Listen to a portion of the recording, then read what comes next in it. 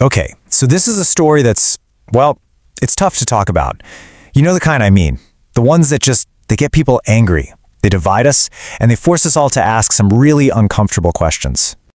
And that really is the heart of it, isn't it? This isn't just another headline you scroll past on your phone.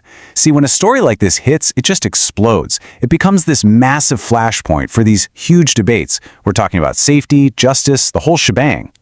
Because look, at the absolute center of everything, an 18-year-old girl is gone. And the one question that just keeps echoing is how? How does something like this even happen? So let's walk through it together. Let's look at what we know. All right, her name was Sheridan Gorman, and she was just 18 years old. She was a college freshman, brand new, had just packed up her life and moved all the way from New York to Chicago. I mean, can you imagine that feeling? A huge new city, making new friends, that feeling that your entire life is just about to start.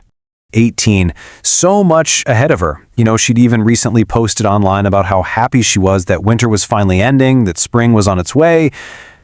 Just so much hope. And then, just like that, in a matter of seconds, everything changed. So, what happened? Well, it started out as just a totally normal night in Chicago, but it ended in a tragedy that would spiral, and I mean spiral, into this huge national debate. Okay, so here's the scene. She's out. She's walking with her friends near Lake Michigan. It's a normal evening, right? And then, suddenly, this man appears, dressed all in black, his face covered. They panicked, of course. They started to run. And that's when he pulled out a gun and shot her. It's just unbelievable. And this is the part that I think is so deeply unsettling for everyone. She wasn't doing anything wrong. She wasn't looking for trouble. She was just being an 18-year-old. And that's what makes it so hard to wrap your head around. But this is where the story takes a turn and gets a whole lot more complicated. So, an arrest was made pretty quickly. But then a key detail about the suspect came out in reports, and everything shifted. According to those reports, the suspect was in the U.S. illegally. And the very second that information hit the news, this story just exploded. It went from being a local tragedy to an absolute political firestorm. And suddenly, the reports about this suspect's history, that became the dead center of the argument. According to what's been reported, he entered the country in 2023, was actually encountered by authorities, and then released.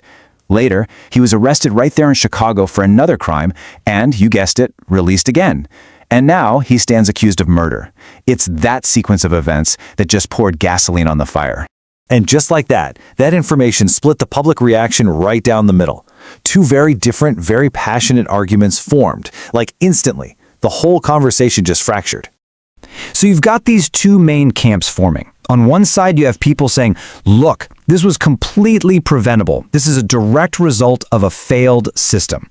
But on the other side, you have folks urging caution, saying, hey, let's not politicize this tragedy. Let's wait for all the facts to come out. So you can see how two very distinct viewpoints emerged.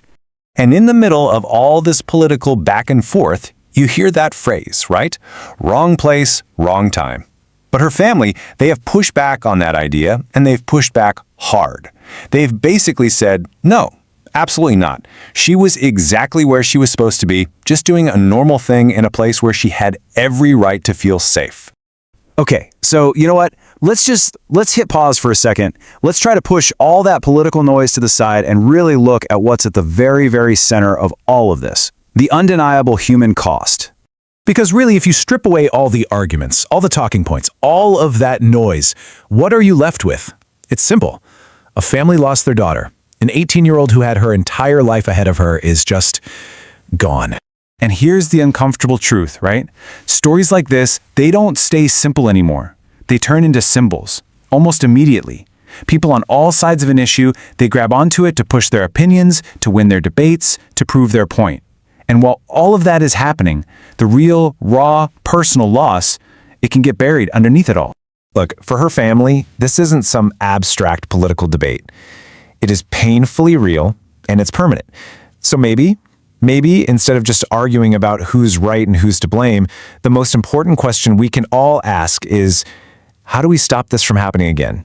Because let's be honest, people are going to argue. That's not going to stop. But through all of that noise, the one thing that just cannot get lost is this. An 18-year-old girl is gone. And that right there, that should matter to every single one of us.